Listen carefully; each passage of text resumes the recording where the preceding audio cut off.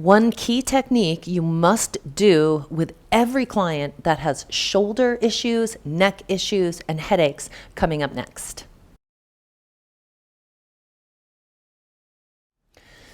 The technique that you're going to learn in just a few moments is essential when you don't have time to fully release the pecs, but you need them to be softer so that you can release the shoulders and the neck. And here's why.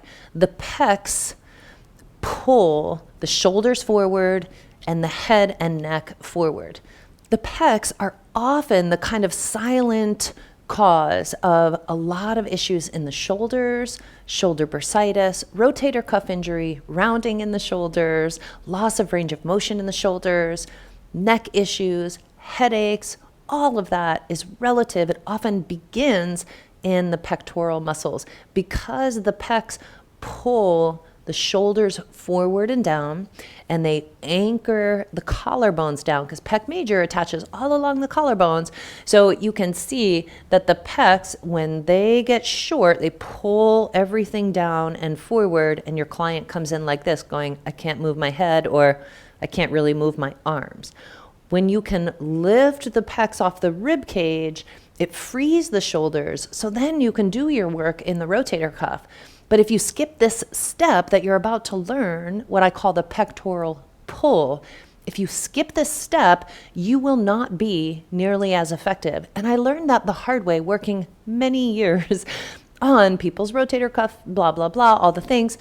And then when I started really freeing the pecs first, making that a part of the shoulder treatment, a part of the neck treatment, then I really started making headway. I'll share with you, a client came in, she couldn't lift her arms past here. Now, when a client comes in and they, right about here, they can't lift their arm higher and they start tilting to the side. Well, the muscle that lifts the arm from here to here is called supraspinatus. So immediately I was like, oh, supraspinatus is all locked down. But why is supraspinatus locked down? So you want to take it a step further. Oh, what is your job? What do you do? I asked her, and she said, I'm a shipping agent, and I spend all day long picking up boxes, holding heavy boxes, carrying them around, and dropping them to other places. I was like, oh, pecs. That's pecs, that horizontal adduction and holding and carrying and stabilizing, that's pecs. Also a little lats and teres, we'll talk about them another time. But key number one is pecs. So even though supraspinatus is not doing its job, why is it not able to do its job? It's not able to do its job because the pecs are pulling those shoulders down and in. So the first thing I did with this woman is the technique you're about to learn, the pectoral pull. I lifted her pecs, freed them from the rib cage, freed up the collarbones, freed the whole shoulder girdle just with this one move. And then I asked her to try to lift her arms, and she could get up to here.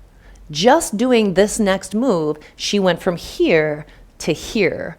And then I worked on some other things. We released supraspinatus as well as lats and teres. She had full range of motion restored in 1 hour session, and half of that came from the pectoral pull. So I really hope that you'll check this out, enjoy this, figure out how to do it. You got to get your fingers in what I call the deodorant line. I like to tell my clients, I'm sticking my fingers in your armpits now, here I come.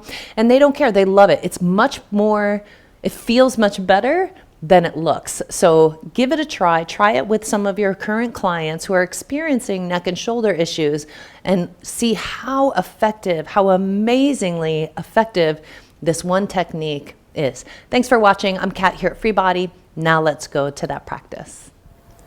The first step in releasing the pecs is to do a little grab and actually lift them up off the ribs. So I'm going to ask my client, could you please fold your hands onto your lower ribs? And they can do that inside the sheet or out, doesn't matter. And then I'd like to say, now I get to stick my fingers in your armpits.